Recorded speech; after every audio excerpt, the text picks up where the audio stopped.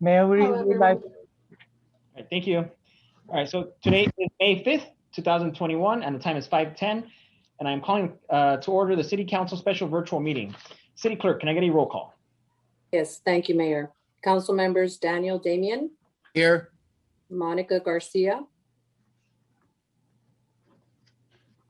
Mayor, she could not attend and asked to be excused. Great, so I'll make a motion to excuse Councilmember Garcia. Can I get a second? Second. Great, any objections? No, thank you. Continue, City Clerk. thank you. Council member Paul Hernandez, Present. Mayor Pro Tem Alejandra Avila, Here. and Mayor Emmanuel Estrada. Here, thank you for that. And is there anybody looking to make a comment during public communications? Yes, we do have one speaker, and I'm going to defer to the Deputy City Clerk. Thank you, City Clerk, and thank you, Mayor. Our first caller is Tony from Ease, or our only caller. Let me try him now.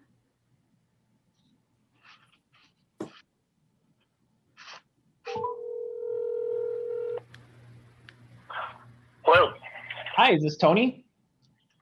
Yeah. Hello? Hello, can you hear me? Yeah, hey, so you have, I'm calling you from Baldwin Park City Council meeting. You have approximately 3 minutes, okay? Starting now? Yeah, whenever you start, the timer will start. Okay. Starting now. Mayor, City Council, staff, and residents of Baldwin Park, my name is Tony Kim, and I'm the CEO of a company called Stacks. Stacks is a subsidiary of the largest direct-to-consumer cannabis platform in California. And today I'd like to formally apply requests for a community development agreement with the City of Baldwin Park to operate a cannabis distribution license and operations in a location that we've secured in 14030 Live Oak Avenue in the City of Baldwin Park. The project consists of about 40,000 square feet and is a pre-existing to be exclusively to conduct commercial cannabis distribution activity. All exterior facades and landscape is to remain unchanged as the building as standalone as is.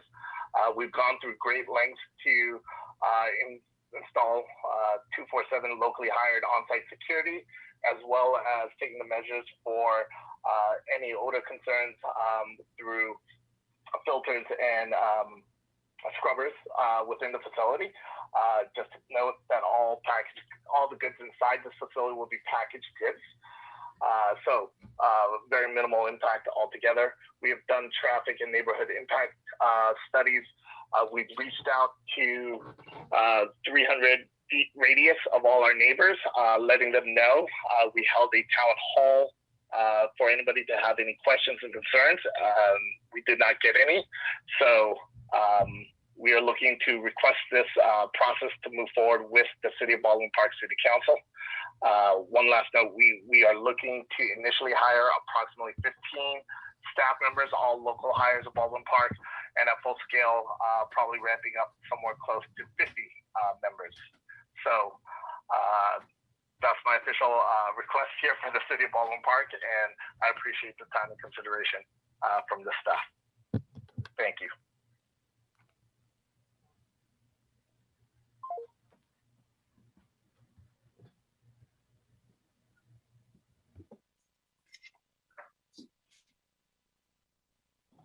Sorry, I'm on mute. I didn't notice that. City Clerk, is there anybody else looking to speak? No, no one else. Great, thank you. So at this moment, I will move to close public communications, and we can go on to our open session, study session. I believe we have a presentation by our Chief Deputy City Clerk.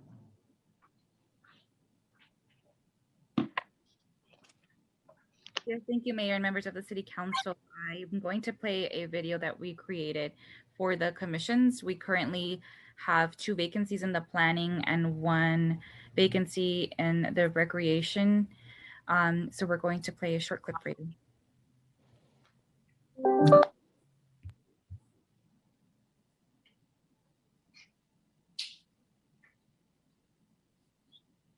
Would you like to make a difference in your community?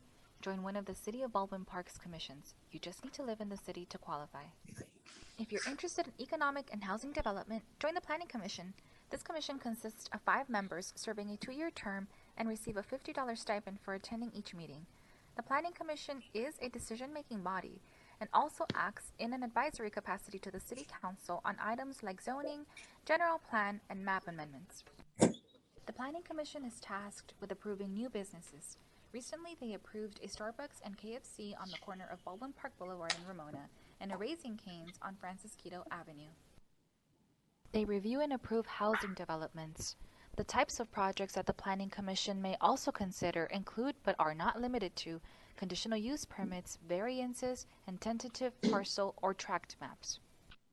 If you prefer planning recreational activities, join the Recreation Community Services Commission.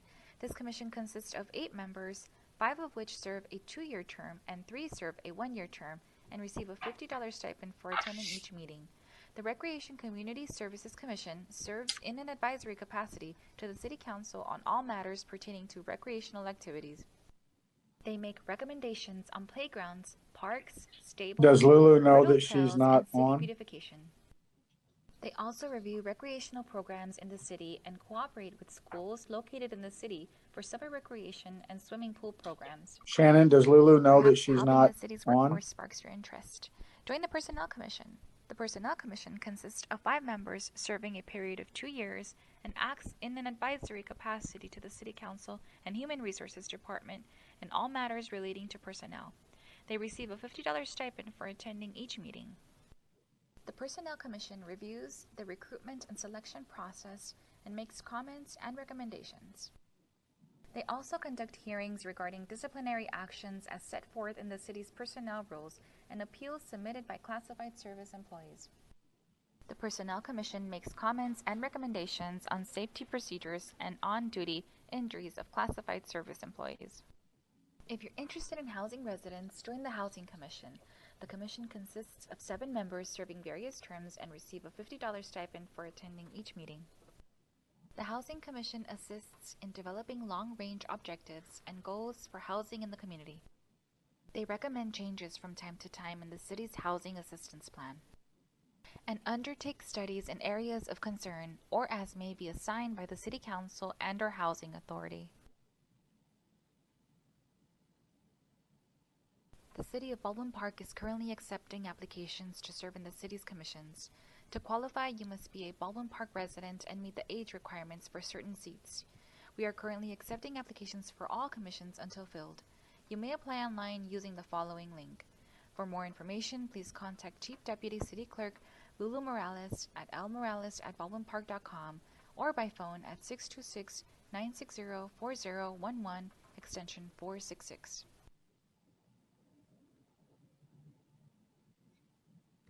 And that concludes the short clip. We do have it on our website. Hopefully this incites residents to apply for these commissions that are very much needed. We'll also advertise on the billboard so that it's playing, the digital billboard. And we'll make flyers and also upload that onto the city's website.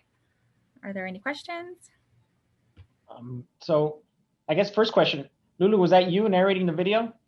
Was, Mayor. Wow, that was very good. You're not gonna look for a career narrating commercials, are you? All right, good. So I guess one of the most important topics, I think, is maybe looking at when we're gonna start, when we're appointing new commissioners, because I know that we are down to 3 in the Planning Commission, and so if one of them isn't able to make it, we don't have quorum. So was there a timeline for that, Lulu? It's open for anyone to apply, and we have some applications.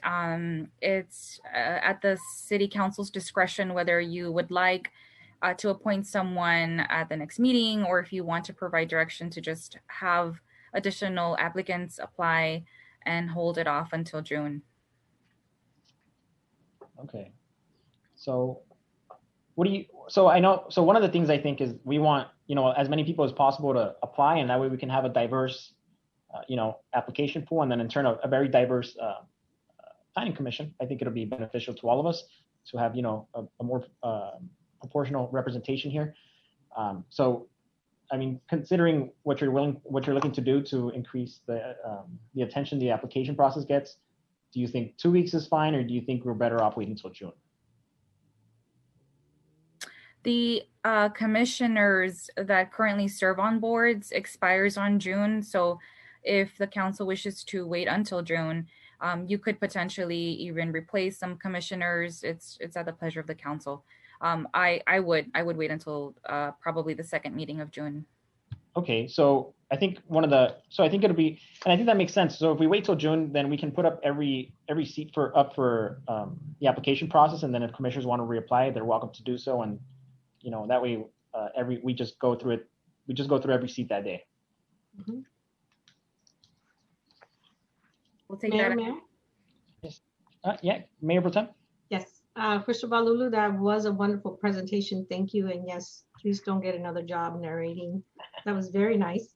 I like the whole video is very informative. If we can also put it on all of our social media, Manny, so people can click on the link. There's a lot of people on social media, so it would get more attention.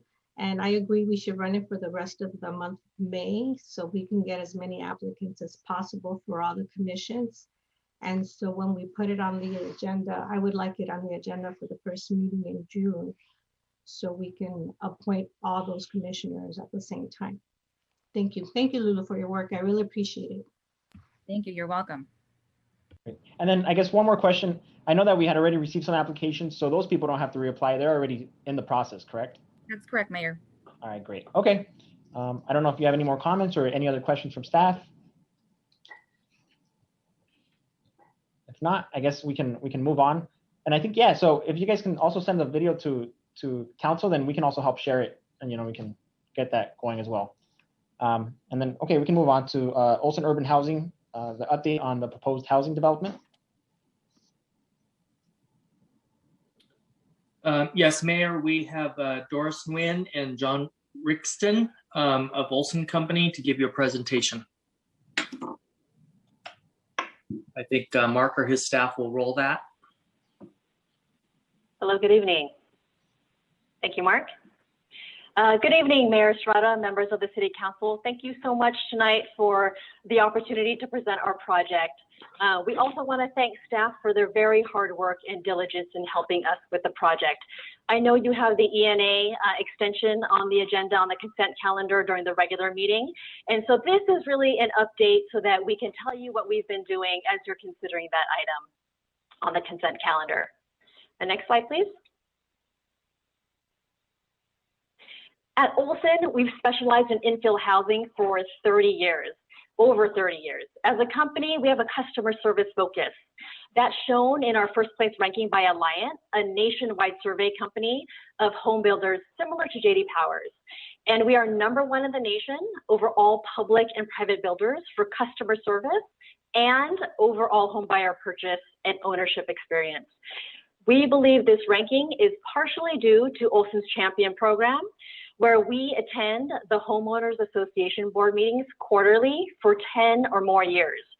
We inspect the site to ensure the HOA is maintaining the project, and we stay on top of the HOAs because we tend to sell to first-time home buyers.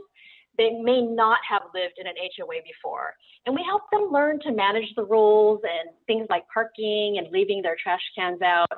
And we find that staying so involved for that long increases the property values. And it also means that we definitely build quality homes that are built to last. And cities and owners appreciate that as a show, as shown by the award. And if you're interested, that photo down below is of our Citrus Walk project in Covina. So it's also along their park, if you're interested in that location for that photo. Next slide, please. I'm sure you're familiar with the location. It's an existing parking lot surrounded by Morgan Park to the west, the businesses to the east and the south, and then residences to the north. Next slide. Here's a closer location, a look at the location. You can see that it's adjacent to the back of house of the commercial properties. You can see the commercial properties again on the east and then also on the south. Next slide, please. Here's what that looks like behind the commercial properties. You can see in the top two photos of the alley along the south, and then also on the right photo, the alley along the east. And the photo down below, that photo was actually taken of the parking lot in pre-COVID times on a weekday. Next slide, please. This shows what we're proposing to build. We're looking at proposing 24 new townhomes. They would range in 1,300 to 1,600 square feet, 2 to 3 bedrooms with 2.5 to 3.5 bathrooms. Each home will have either will have their own 2-car attached garage on the bottom floor, and they will have their own private balcony. We're also looking to more than double the size of the existing alley along the east and the south property lines, and we'll also improve them by improve that alley, not only more than doubling the size, but also adding landscape, a sidewalk. There's currently no sidewalk there, and providing 16 parking spaces. Next slide, please. Since the Esther Snyder Community Center is a beautiful Spanish-style building on the west side of Morgan Park, we thought we would bring the neighborhood together and mimic aspects of that building so it would feel cohesive and intentional in the downtown core. You can see that that community center has very specific details that give it a very distinctive and traditional feel. It's got arches and hip roofs, it's got exposed truss tails, an S-tile roof, sloping details, and metal railing, just to name a few of the items. Next slide, please. So in addition to those elements that we show on the previous slide, we also added corbels and box bay windows, decorative scroll details in the iron, and steps up to the raised patios. You can see I had trouble, combining everything, showing everything on the graphic. So we also enhanced the arches by giving them a depth in the porches, so they feel like a traditional rolling arcade of arches in the plains. And you can see where it moves in and out, the building moves in and out with the shadows. It's definitely a high quality elevation with many architectural elements. So next slide, please. So now as any project changes the built environment, we made sure to reach out to the neighbors to receive their input. We reached out first when we were initially looking at the project. So after being awarded the property, we had very early discussions to explore the possibility of expanding the project beyond the parking lot, but no one was interested, so that's fine. We continued on with our due diligence, but then of course, COVID hit and in-person meetings paused, as we can see tonight. So we hosted a Zoom meeting in September where 3 people attended. And we talked about the concept of land use change. They asked questions about the type of housing that we're proposing. They asked about parking, site access, traffic, and they actually asked whether we wanted to purchase the commercial properties. And then after that, during February of this year, we met in person with 12 of the adjacent businesses and landowners. So as the request of City Council, of course, and if we wanted to as well, we went and met individually with business owners. And so most of the individuals were generally supportive. In particular, the pawn shop, the Allstate, Lucky Star Burgers, and Senator Hernandez, who owns the building with the Kaiser as the tenant. And they were all very supportive and agreed that it's an underutilized parking lot. They also recognized the benefit of substantial new investment in the area. And they generally agreed that the new homeowners would bring them additional business and thought that the parking lot attracted vagrancy and the homeless. Some even said that the vagrancy has led to crime in the area. So there were concerns expressed about the parking lot, but the businesses, particularly those fronting Ramona Boulevard, they did acknowledge that they have parking in front of their main entrances that would not be impacted as much, just because they know that their customers park there along Ramona, and that's where their front doors are. Two of the businesses on Main Avenue, which is the VMR restaurant and the hair salon, they did express concerns about the loss in parking. So we are working closely with staff and the businesses to alleviate their concerns and identify additional parking that could be provided.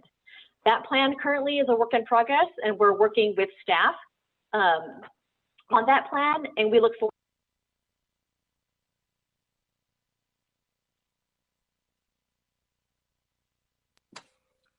Doris, you're on mute. Okay, can you guys hear me? Yeah, you went on mute. Okay, so in closing, next slide, please. Next slide. Doris, I think we lost your last 10 seconds or so from the previous slide. Okay, so I think you guys can hear me, right? My phone hung up, but I think you guys hear me. Okay, so in closing, the project provides many benefits to the community, such as new home ownership opportunities. It provides much needed new homes. It revitalizes an existing underutilized property. It activates the area, putting eyes on the street and the park to help with the vagrancy issue. And it supports local businesses by creating a walkable neighborhood where people will go and shop in their stores. Next slide. Thank you for allowing us to discuss the project tonight. I, as well as John Rixton, are available for questions. I will actually be redialing back in so I can hear you. So John will be answering some questions while I give me a minute to dial back in.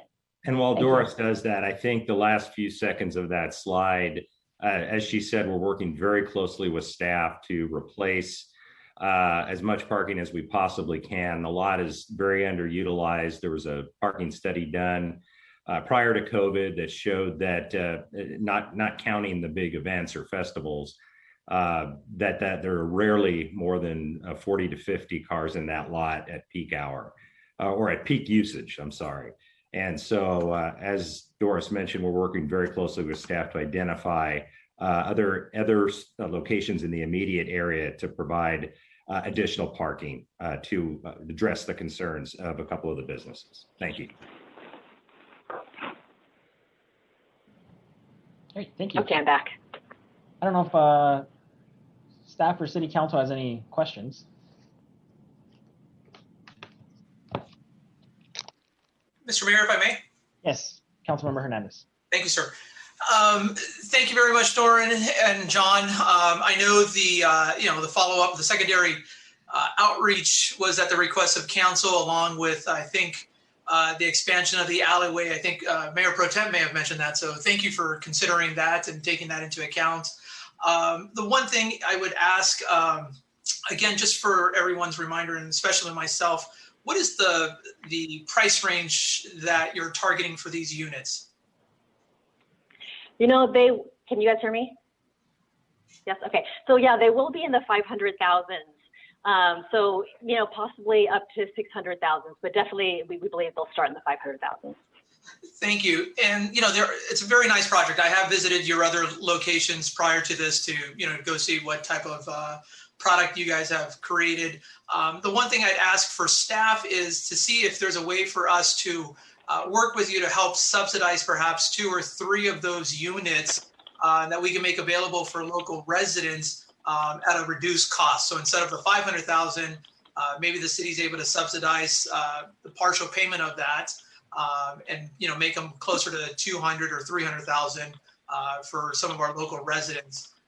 But I'll allow staff to kind of, and Ben to kind of, you know, work through that process out. That would be my hope, that there'd be a small percentage that help us for that particular segment of our population. But I also understand, because I hear it a lot, you know, from the new housing stock at the more, you know, I guess it's funny to say this, but, you know, the current, you know, fair price of a new construction of, 500,000 plus, which is just, continues to go up and up over time here.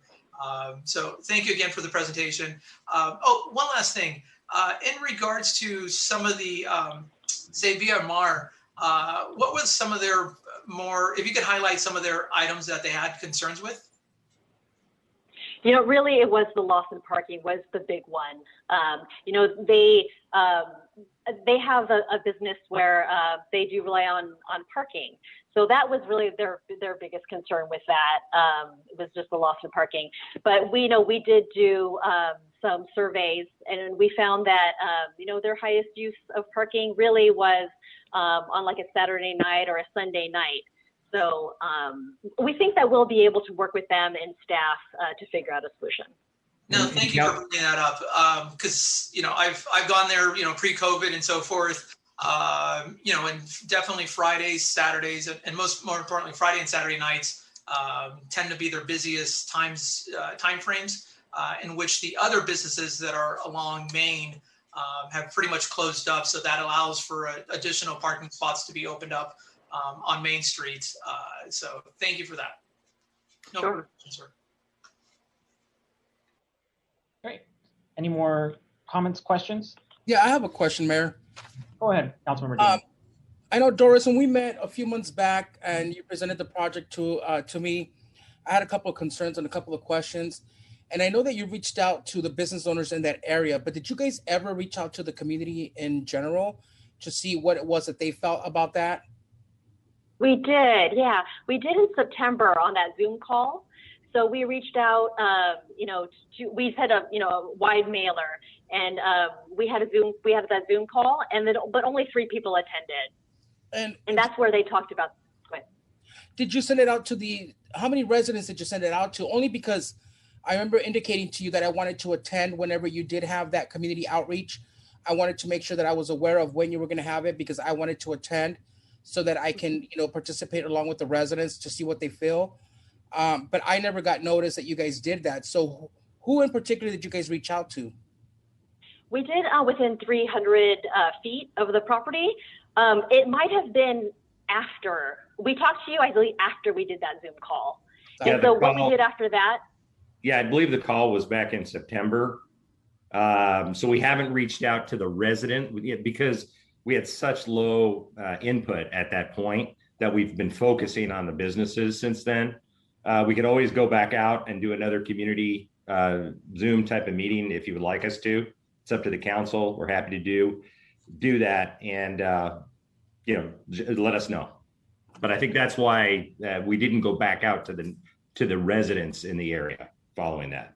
And then my last question is, you guys mentioned you're going to do 24 housing units there, and 100% of those are going to be market rate, correct? That's correct. Yeah, unless you direct us otherwise, and we've drafted the purchase agreement, which we hope to bring to you in the next 60 to 90 days, to have a provision that allows for those units to be introduced if the council wants to do that. It'll allow for that. So we've introduced some flexibility up to hearing. Got it. Perfect. Thank you. That's all the questions I have, Mayor. Okay, thank you. So if there's no more questions or concerns at this point, I think we can move forward. So thank you, Doris, and thank you, John, for being here. Thank you very much. I believe at this point we will move to recess to closed session. So I will see the rest of the council in the next meeting. Thank you. Bye-bye.